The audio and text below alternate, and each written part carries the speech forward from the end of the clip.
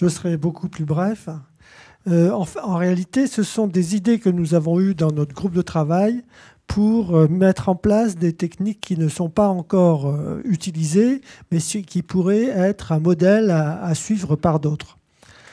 Donc, il y a deux dispositifs qui ont une nature complètement différente. Donc, je traiterai le premier et laisserai des questions parce que je pense qu'il soulève des questions. Et puis, je traiterai le second qui posera, je pense, encore plus de questions.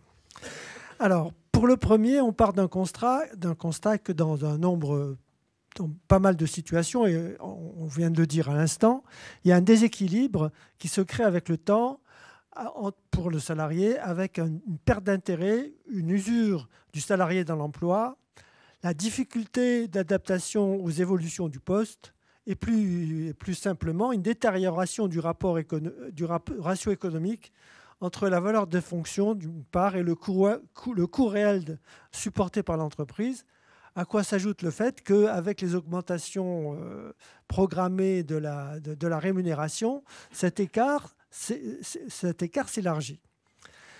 Donc, on envisage deux mesures complémentaires pour traiter cette question, c'est-à-dire du fait que le salarié n'a plus véritablement sa place dans l'entreprise, compte tenu de ces évolutions et de l'évolution de l'entreprise. La première, c'est de négocier à l'intérieur de l'entreprise une modification d'un commun accord du contrat de travail afin d'assurer une meilleure adéquation entre la prestation de travail et les besoins de l'entreprise. Alors, c'est évidemment une négociation très large. Il faut d'abord déterminer quelle va être très précisément la situation du salarié, ce qui n'est pas évident. Éventuellement, si ça se traduit par un allègement de la charge de travail, éventuellement des effets sur la rémunération.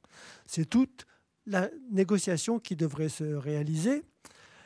Et en même temps, et c'est une mesure qui est complémentaire, il faut organiser dans le même temps la rupture du contrat de travail à la date à laquelle le salarié pourra liquider sa retraite au taux plein. C'est un point très important, évidemment.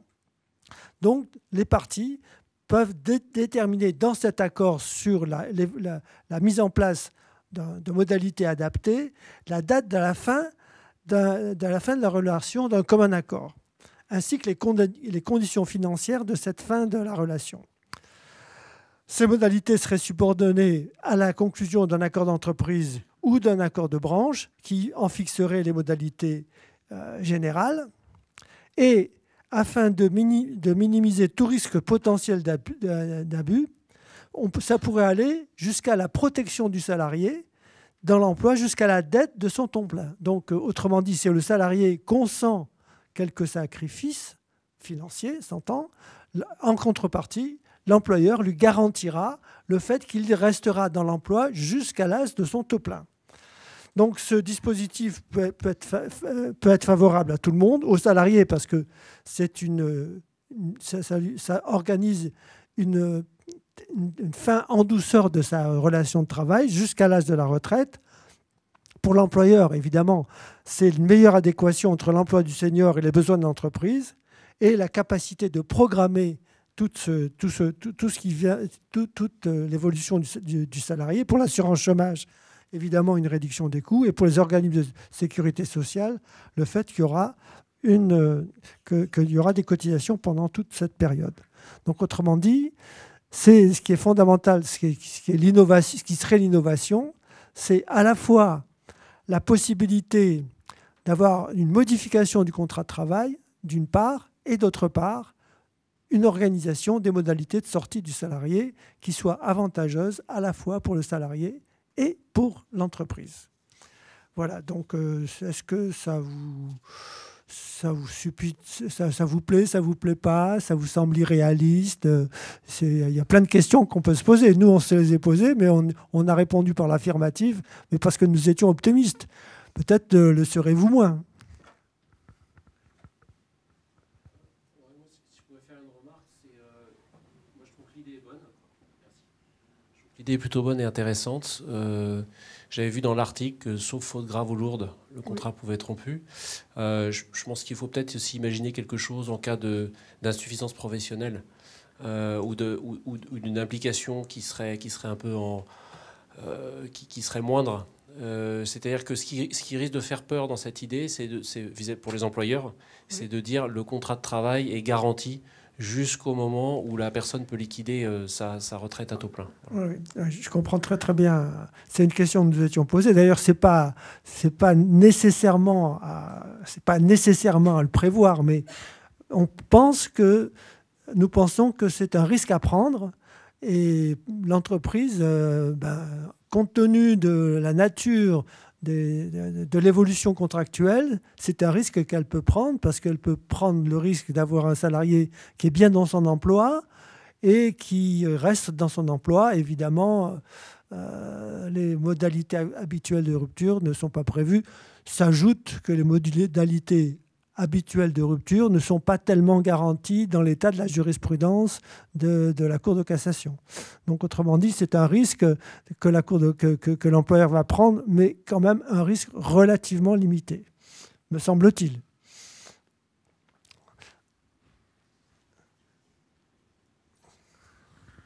Juste pour compléter votre réponse, et effectivement, comme il s'agit aussi d'un dispositif ouvert avec un horizon de départ à la retraite relativement proche, on s'imagine que l'insuffisance professionnelle à ce stade de la carrière est sans doute un peu plus rare.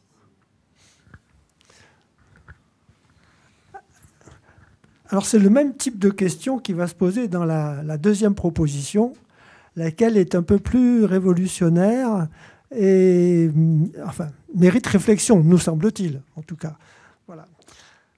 C'est-à-dire, il s'agit de réformer le dispositif actuel des CDD seniors en remplaçant tous les CDD seniors par un seul. Et en particulier, le CDD est limité à 18 mois. Et l'idée, c'est d'avoir un contrat à durée déterminée, mais, subtilité du droit civil, au lieu d'avoir un terme que l'on connaît, ce serait un terme incertain. En droit civil, le terme se différencie de la condition, parce que la condition, elle est elle-même aléatoire, mais le terme, il suffit qu'il existe, même si on ne sait pas la date. Et vous avez compris que ce contrat à durée déterminée serait la date, le terme de ce contrat à durée déterminée, ce serait l'âge auquel le salarié atteint le taux plein. Donc l'idée ici, c'est en fait de sécuriser complètement la relation de travail de l'employeur et du salarié, puisque pendant cette période, pendant toute la durée du contrat à durée déterminée, l'employeur ne peut rien faire, sauf faute grave ou lourde qu'on évoquait à l'instant. Là, c'est radical, puisque c'est un contrat à durée déterminée. Donc là, c'est le risque que prend l'employeur. Mais l'avantage, évidemment, qui nous semble très important, et de prendre ce risque, c'est que le salarié, l'employeur, est sûr de la fin du contrat de travail, puisqu'il arrive un terme, il n'y a pas de mise à la retraite, il n'y a rien du tout. Il y a l'arrivée du terme qui est l'âge de la retraite. Et là, l'employeur garantit le système garantit à l'employeur la fin du contrat de travail à l'âge de la retraite, sans avoir à passer par ce dispositif très discutable de la mise à la retraite tel qu'il existe à l'heure actuelle. Donc pour le salarié, l'avantage est évident, c'est celui d'avoir une sécurité dans son emploi pendant toute la durée de ce contrat à durée déterminée. Pour l'employeur, c'est évidemment le fait d'avoir une prévisibilité dans la gestion de son entreprise, et surtout la certitude d'une rupture à l'âge de la retraite sans avoir à atteindre l'âge de 70 ans. C'est un risque à prendre, donc et là, c'est évidemment sujet à réflexion et à débat, et ça vous est soumis.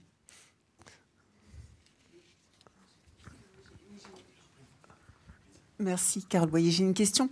Mais là, ça viserait en fait des personnes qui seraient recrutées à ce moment-là. Parce qu'un senior qui est déjà en CDI, il ne va pas vouloir basculer même sur un CDD, même si on...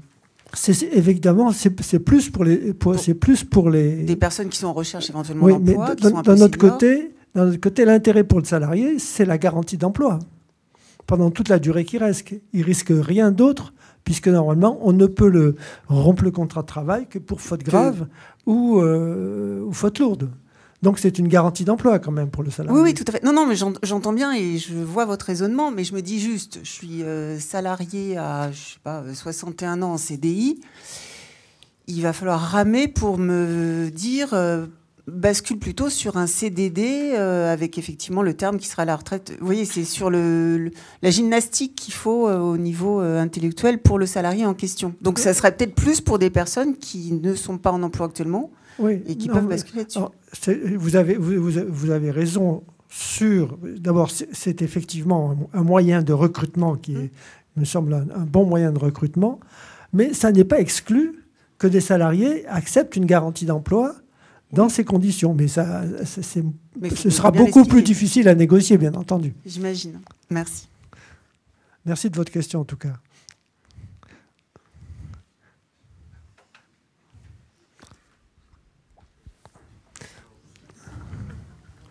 Laurent Tézé, pour rebondir sur ce que disait Madame, je pense qu'à ce moment-là, si on veut que des salariés en CDI adhèrent au dispositif, il faut à ce moment-là prévoir quelque chose sur l'indemnité de départ à la retraite.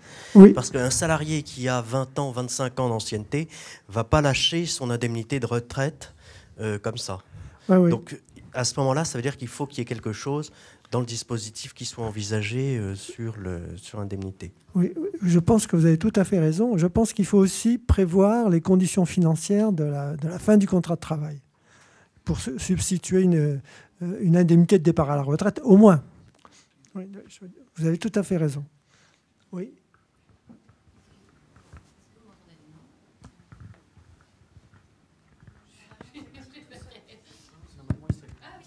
Ça marche comme ça, il faut que je parle bien devant.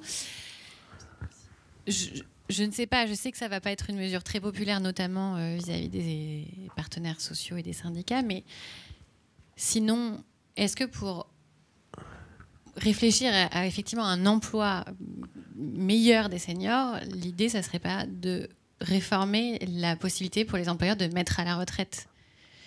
Ça, là, ce sera l'objet de la dernière intervention. Okay. Donc ça, c'est bon, d'accord. Ça a été une réflexion constante. Okay. C'était une réflexion constante, ça. Et autre point par rapport là au premier. Justement, pardon de vous couper. Justement, on a prévu ça parce que il n'y a pas eu de réforme à cause de la loi de la retraite à 70 ans. C'est ça. Et autre point par rapport au premier des deux dispositifs que vous avez présentés. Tout à fait. Aujourd'hui, peut-être que ce qui ne favoriserait pas le déploiement de ce dispositif, c'est la fameuse passerelle chômage taux plein. Tout à fait. Oui, c'est que quand un salarié va faire la comparaison entre le chômage jusqu'au taux plein versus se mettre d'accord avec son employeur pour travailler avec un salaire un peu moindre, je pense qu'il va préférer, entre guillemets, peut-être un petit peu ne pas travailler et bénéficier de son ARE jusqu'à son taux plein. Oui, bien sûr. Ça, c'est un risque inhérent à ce dispositif. Hein. Mais ça vise quand même la situation dans laquelle un salarié est intéressé par son travail, etc. Si jamais l'intéressé est intéressé, si le salarié est intéressé par un arrêt de travail, le dispositif existe et fonctionne très très bien. Peut-être juste avec cette réflexion qui est que à terme, l'âge de la retraite, c'est pas 62, c'est 64.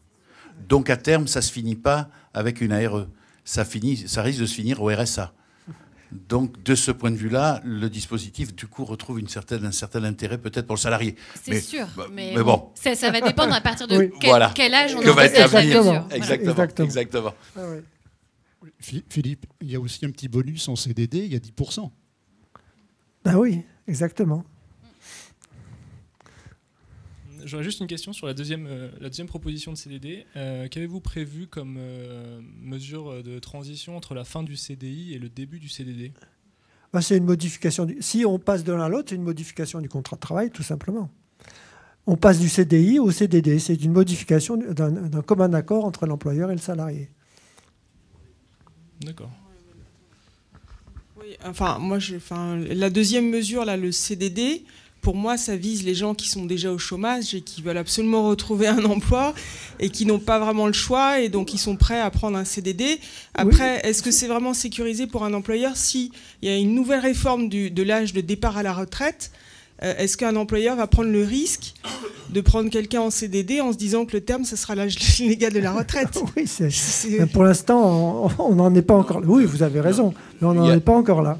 Il y a très peu de chance ou de malchance. Il y a très peu de malchance qu'un employeur soit rattrapé par cela, parce qu'il y a toujours dans toute réforme des retraites des dispositions transitoires et qu'il faut que les gens qui sont proches de l'âge de la retraite, donc ce sera le cas de ces salariés-là qui accepteront ce CDD, ils ne seront pas affectés a priori par la réforme du fait des dispositions transitoires qu'on prévoit systématiquement dans toute réforme des retraites, hein, qui impactent des gens qui sont à 5 ans, 6 ans, 10 ans du départ à la retraite. Et juste pour terminer sur le premier dispositif, bon, c'est très intéressant, mais je doute de son caractère vraiment réaliste en entreprise, parce que quand vous expliquez que ça vise des salariés qui souhaiteraient alléger leurs tâches, on a l'impression, si je peux me permettre l'expression, c'est un peu la voie de garage pour occuper un salarié à qui on ne sait pas trop quoi lui donner. Donc on hésite entre plusieurs dispositifs. Là, c'est une caricature, ce que vous dites. Écoutez, c'est assez caricatural. Je pense qu'en amont, en fait, pour motiver les salariés qui ont perdu le sens de leur travail à partir d'un certain âge... C'est pas du tout ce que nous envisageons. On envisage... Non, c'est pas du tout ce que nous envisageons. Nous envisageons les hypothèses dans lesquelles il y a une évolution telle que ce que le salarié peut offrir à l'entreprise ne satisfait pas complètement l'entreprise. Donc il faut qu'il y ait un accord sur ce qui est les modalités qui sont les mieux à même de satisfaire à la fois le salarié et l'entreprise. En général, les salariés qui sont plus vraiment motivés... Ce n'est pas les salariés qui ne sont plus motivés. Bref, ça ne s'adresse pas aux salariés qui ne sont plus motivés.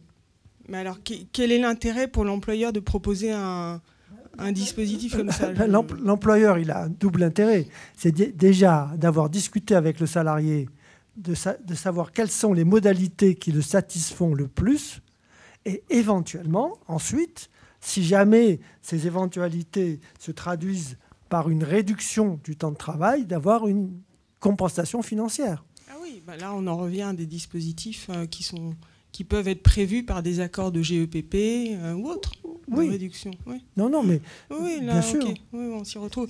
Mais je crois que... Ce qui est intéressant dans votre échange, c'est qu'en fait, on voit bien qu'il y a toujours la perception psychologique des dispositifs proposés. C'est comme, je prends un exemple, je sors de la thématique du jour, le plan, quand il y a un salarié qui est en situation d'insuffisance professionnelle, je reprends ton exemple, et qu'on lui propose un plan d'amélioration des performances. Alors on va appeler ça PAP, PIP, ce que vous voulez. Et il se dit, bon, finalement, 100% des personnes qui ont été licenciées pour insuffisance professionnelle ont suivi un plan d'amélioration des performances. Est-ce que vraiment, il faut que je m'embarque là-dedans? C'est un peu la même chose avec ce dispositif, c'est-à-dire que si c'est présenté de manière vertueuse et que ça fonctionne dans l'entreprise, les gens, ils n'auront pas de raison de se méfier, ils adhéreront. À défaut, on va se dire, tiens, qu'est-ce que c'est que cette voie de garage? Donc, je dirais...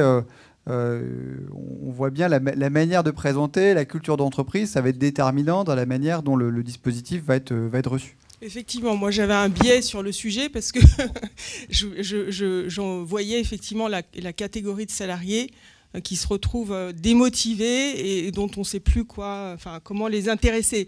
Après, je pense qu'en amont, le point qui est important, c'est justement le sens, la perte de sens au travail. Et comment peut-être motiver des seniors, c'est les dispositifs de transmission du savoir, de l'intergénérationnel, vraiment les intéresser, les stimuler. Et il y en a plein qui sont passionnés par ça, parce qu'ils peuvent apporter leur expertise vis-à-vis de plus jeunes ou de nouveaux entrants dans l'entreprise. Et ça, je trouve ça vraiment intéressant. Et ce serait bien qu'il y ait des dispositifs plus incitatifs, voire obligatoires sur ce sujet. Obligatoire, non, incitatif, oui, c'est d'ailleurs un petit peu ce que l'on propose. L'évolution des modalités de travail, ça peut être celle-là. Rien ne l'interdit. Au contraire, même tout ce qui intéresse l'entreprise est à envisager. Mais ça va très très bien. Donc tout dépend comment on présente. C'est à chaque fois ça, finalement, la conclusion. Ce qui est fondamental, c'est que le point de départ, c'est la négociation. C'est la négociation qui intervient entre l'employeur et le salarié. C'est le fait que les deux se mettent d'accord sur ce qui est la meilleure solution mutuelle.